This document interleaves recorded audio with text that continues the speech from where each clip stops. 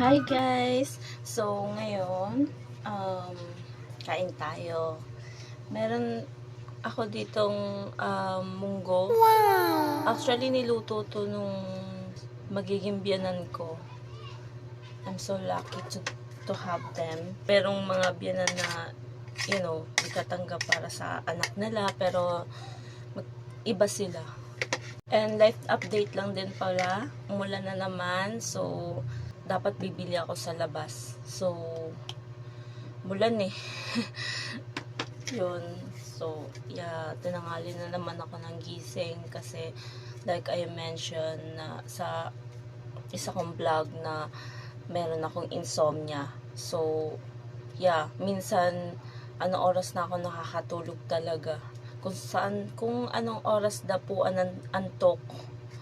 Yun. So, may times pa na minsan papasok na yung isa. Wala pa ako nakatulog. So, yeah. Kain tayo. And syempre habang kumakain ako, chichikahin ko rin kayo. So, ngayon, bali kasi meron akong in-applyan na sa bagong industry, and which is hindi naman yun yung forte ko talaga. Nag-apply ako sa isang BPO company, Inspiro. Actually mag-start na ako by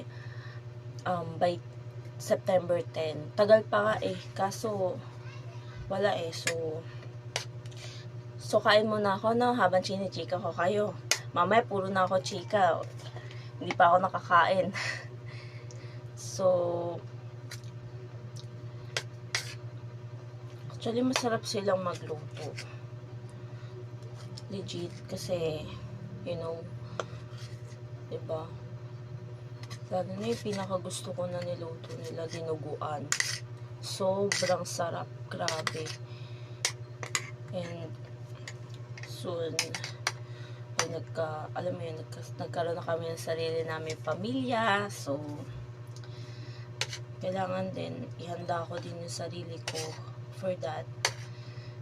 Pero merong anak yung jowa ko. Actually, tanggap ko yung batang yun. Super. Siguro pag nagpunta yun dito, isasama ko na lang din siya sa vlog ko para din makilala nyo. So, actually, pag nandito kasi yun, gustong-gusto kong sinusulit yung oras na kasama siya. And may times pa din na minsan may trabaho ako, pinupuntahan nila ako sa trabaho. Tapos naglalaro kami, ganyan. So, sa susunod, nagbablog ako, kasama ko siya para makilala nyo naman siya at malaman nyo kung kanino talaga siya kamukha. So, kain tayo guys. Diba? Madaming kwento, isang subo.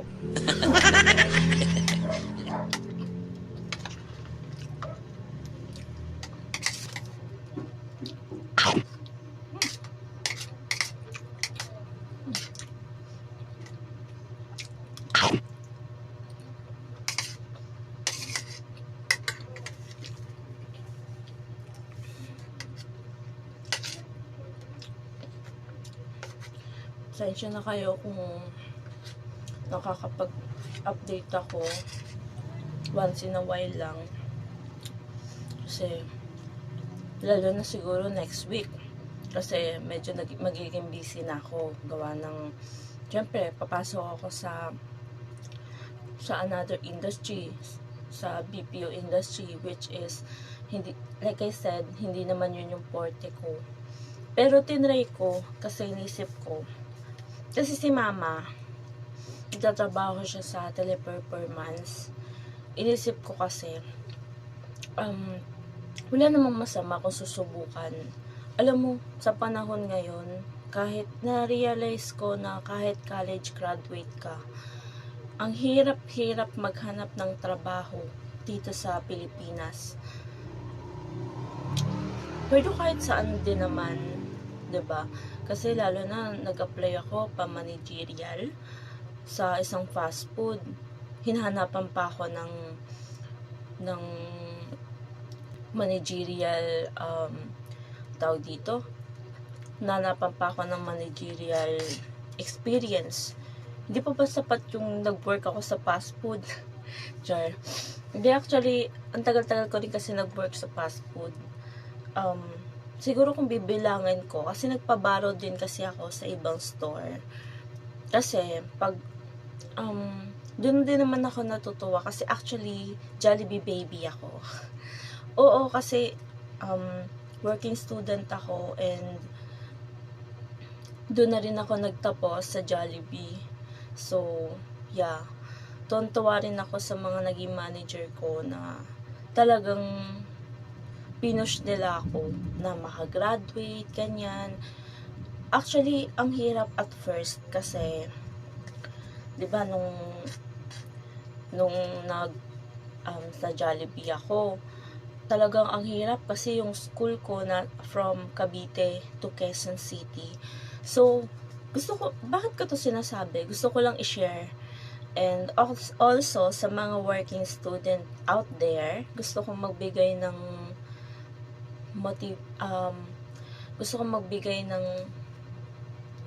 motivation kung bakit nyo ginagawa yan. And also, alam ko naman, sa mga working student talaga, ang hirap-hirap kasi syempre, nung time kasi na yon, actually okay din naman kasi isang beses lang ako pumapasok sa school kasi 4th year college na ako no nag-working student ako. Actually, nag-working student din ako nung mga 3rd year college ako. Pero nung time kasi na yun, hindi ko naramdaman yung pagod. Kasi, actually, ramdam mo rin pala. Kasi yun yung time na nag-start pa ako sa school. Yun yung first job ko kasi yun. So, medyo ramdam ko yung pagod. Talagang ang hirap. Nasa Chowking pa ako that time. And, ang hirap talaga kasi talagang kailangan mo doon time management. Lalo na nung nasa Chowking. Kasi di kagaya na nasa Jollibee ako. Nasa Jollibee kasi ako, meron kaming mga tinatawag na soda man, mga ganyan. Sila lang yung nagmi-mix ng mga drinks, ng mga pineapple juice, iced tea. Yung as in di kami nagbubuhat. Ganon. Pero nung nasa Chowking kasi ako, kami din nagmi-mix ng drinks. As in, talagang ang hirap. Oo. Nung time kasi din na yun, pumasok na rin yung OJT. So, kaya rin ako nag-resign. Tapos, eto na nga, nung nagsama na kami ng jowa ko, 4th year college ako that time. Actually, dun lang din ako proud sa sarili ko kasi kahit na nagsasama na kami, kahit na we're living to each other na hindi ko pa rin napabayaan yung pag-aaral ko. Talagang as in, matataas pa rin siya, puro siya uno. Kahit na may times din na thankful din ako sa mga naging ka-member ko sa mga naging member ko sa thesis kasi di rin nila ako pinabayaan kahit na sinasabi ko na may times din na hindi na rin ako nakaka-participate masyado kasi gawa ng syempre hindi naman full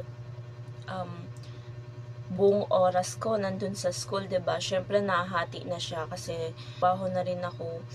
So ang hirap, pero at least nairaos. Pero sa ngayon, ang problema ko na lang, kailangan ko rin makahanap ng stable jobs.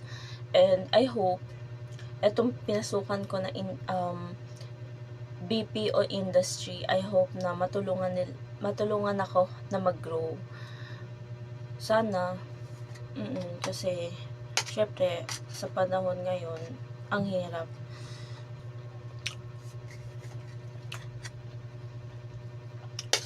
isang subo mo na madaming kwento. Daldal ko na maante. Actually, may daldal talaga ako. Kasi, kasi di ba yung jowa ko minsan dinadaldalan ko yun. Naiinis sa akin yun eh.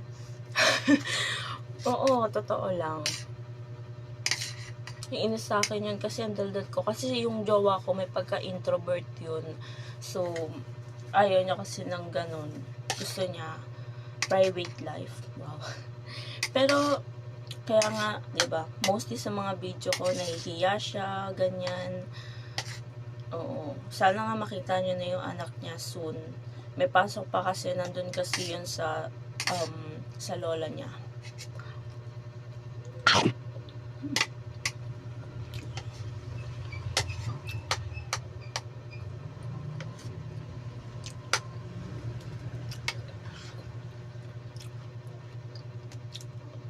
Alam mo, nung nahiwalay ako kila mama, dun ko na-realize na ang hirap-hirap din ng buhay. Dati kasi akala ko hindi eh. Di naman ako nagbabalat ng buto dati. So, ano bang alam ko doon, diba? So, nasanay kasi ako na talagang si mama lahat. Actually, 3 kami magkakapatid. And, akong panganay. So, single parent si mother. Minsan, tinutulungan ko siya kung mag-grocery, ganyan. Oo, ako yung kasama niya. Kasi ako yung kasama niya dun sa isang bahay ko. Ay, sa isang bahay ko. Sa isang bahay namin. No. Tapos yung 2 kong kasing kapatid, nag-aaral. Malapit dun sa, yung school nila, malapit dun sa bahay ng tita ko. So, dun sila naka-side sa tita ko. Tapos, ang nangyayari, ako nakasama ni mama dun. Tapos, dun din ako natutong magluto. Nung inabutan ng pandemic, pinag-work from home siya. So, ako yung kasama niya dun. Minsan pagtulog siya, dun din ako natutong na magluto.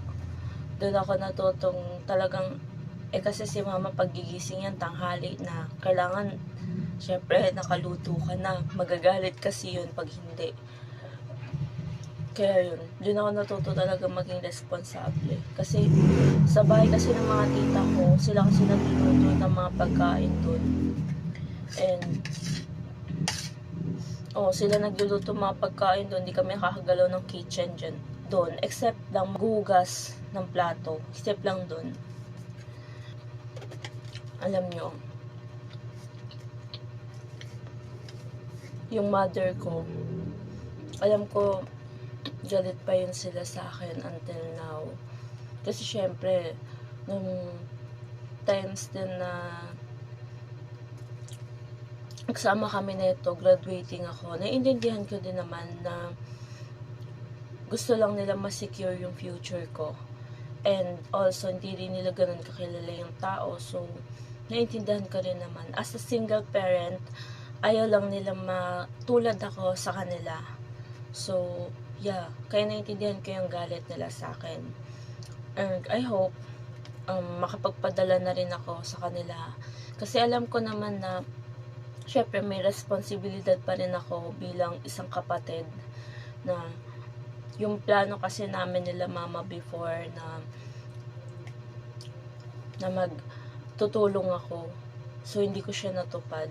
So, kapag pumasok ako dito sa BPO industry, sana makatulong na ako sa kanila.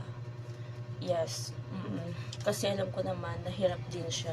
Lalo na 2 pa yung pinag-aaral niya. So, yun.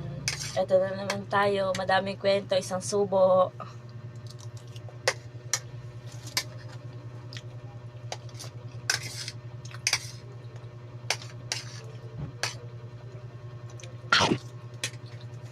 So, time update lang din pala is 1:34 p.m. And after this, magluluto muna, maglilinis and magluluto. Kasi, darating na yung isa. Dating nun, mostly 5:30. Actually, yung out niya kasi 3 p.m. Pero nag-OT yun. Kaya, pero nag-OT siya, kaya sasaing. Tapos, ngayon kasi tipid-tipid kami. Kaya ginagawa lang namin, bumibili na lang kami ng ulam sa labas. Less hassle din kasi. Yun nga lang, ang hindi lang maganda pag bumibili ka sa labas, syempre, may mga ingredients siya na nilalagyan na diba, yung mga pampasarap. So, it's not healthy din, diba?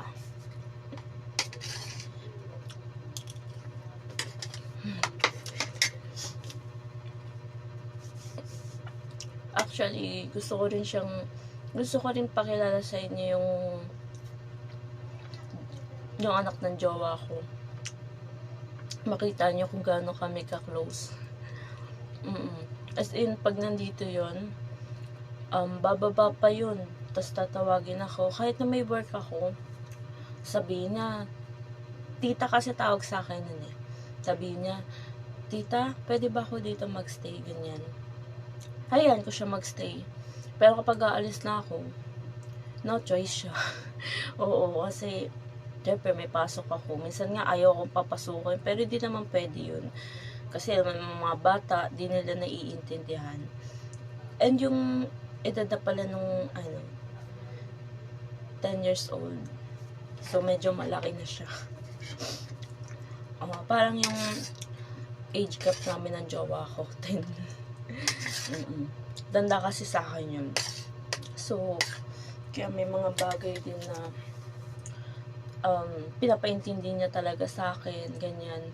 Minsan kasi syempre, nagiging unreasonable ka, diba? Nagagalit ka na lang, ganyan. O alam naman tayo mga babae, diba? Tapos minsan papaintindi niya sa'yo na hindi siya pwede kasi ganito, ganyan. Well, intindihan mo rin naman. Diba? Okay, life update. Hindi pa siya tapos.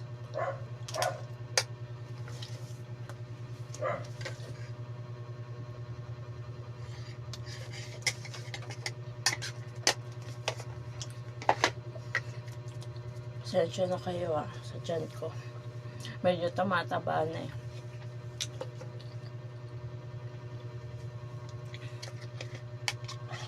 Okay.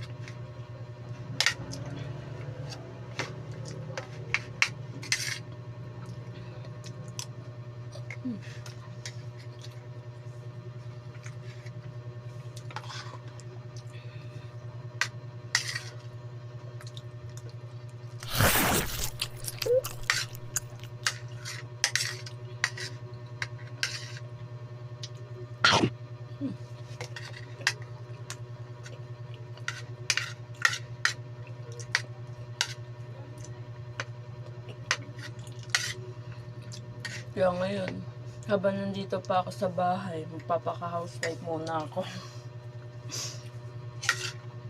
Malapit na rin naman. Nag-start ako doon. September 10. Malapit na rin. Diba? Kung actually, isa naiinip na siya. Gusto na ako pag-apply niyan sa iba. Kaso, nagperma na ako ng kontrata. Siyempre, diba? Kung pagka nakakommit ka na sa company na in-applyan mo, dapat mag-go to ka na doon.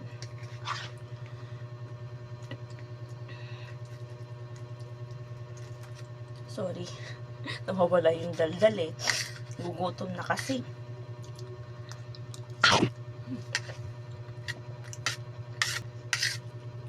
Alam mo, nung na-realize ko, yung nagsama kami, madami akong realization. Na-realize ko na hindi ganun kadali ang buhay. Tama sila mama, hindi ganun kadali ang buhay na pasukin mo yung mundo na to, di ba? Kailangan you need to be prepared. Prepare mo yung utak mo na hindi ka dapat magbuhay dalaga na. Dati, puro laro lang, ganyan. Pero ngayon, di ba? Sa pagsasama namin, madami rin siyang tinuro sa akin. Kasi siya kasi positive thinker. Ako kasi may pagkanaiga ako. Yun naman yung pinagkaiba naming dalawa. Talagang siya, isipin niya na makakapasok ka, ganyan. Ako kasi, panghinaan na ako talaga ng loob. Sabihin ko, parang hindi ako makakapasok. Parang dito, sa BPO industry, akala ko hindi ako makakapasok talaga. Pero nag-start muna tayo sa step by step kasi yan eh. Nag-start muna ako sa maliit na companies. Actually, maliit ba yun? Hindi ko kasi alam. Kasi, meron din kasi sila sa Pasig. And nakita ko kasi nung pumunta ako dun sa company nila, ang laki-laki kasi ng building. So, di ko siya matatawag na maliit na company. Pero, ang maganda lang din sa kanila, hindi sila meron kasi akong in-applyan dati na BPO company. Siyempre, si mama, nagtatrabaho siya sa teleperformance. Doon muna ako unang nag-try. And it's hard kasi ang tinitingnan talaga nila grammar mo. So, yun. Nung time kasi din na yun, nag-aaral pa ako. Kaya hindi rin ako nakapasa. Tapos, ang kailangan din kasi doon, 6 months experience. Yes. Sa BPO. Kaya hindi rin ako talaga nakapasa. Kaya I hope na pag nakapasok ako dito, matuto ako. Syempre, ang hinahandle ko lang naman na customer since since nagtatrabaho ako sa fast food ay nagtrabaho din ako sa restaurant, ay nahandle lang naman namin doon local, diba? Hindi ko pa na-try mag-handle. Then, isang beses pala nakapag-handle kami ng foreigner, pero isang beses lang yun, hindi na siya naulit. So, my God. So, hindi ko pa talaga siya na-try. So, I hope na matuto ako. Siyempre, lalo na pag mga foreigner yun, inpatient, yung iba dyan, diba? So,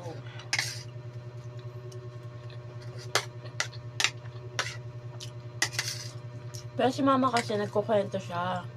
Kasi yung hahawakan ko kasi, US based. Nagkukwento kasi si mama. Sabi niya sa akin, na ang mga US daw, masyado daw silang impatient. Kailangan, kung ano yung tanong, sasagot nila, direct mong sasagutin. Yung parang asin walang paligoy-ligoy, ganyan. Kasi si mama, more on US based siya. Actually, nag-try din siya ng sa London, yung mga Briton. Yes. Nakahawak na rin siya ng mga Canadian, and sabi niya mas okay pa daw i-handle ang mga Canadian. Sorry kasi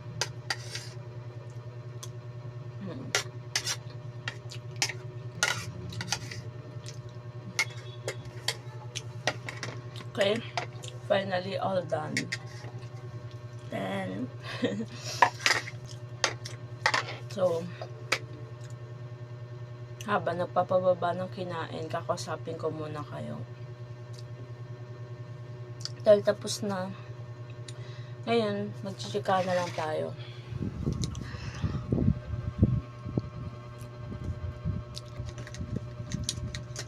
Actually, dami magiging struggle.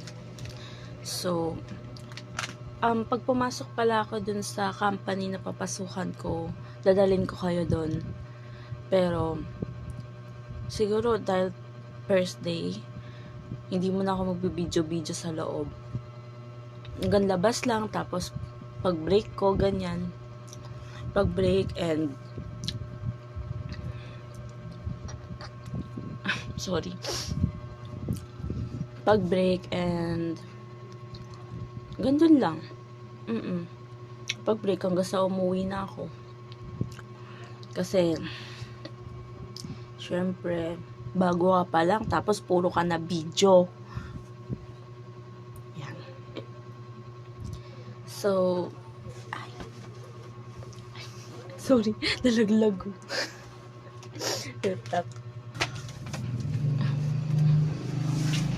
So, bye for now. Wala na ako ichichika sa inyo kasi lahat nabanggit ko na. Bye! Huwag niyong kakalimutan mag-subscribe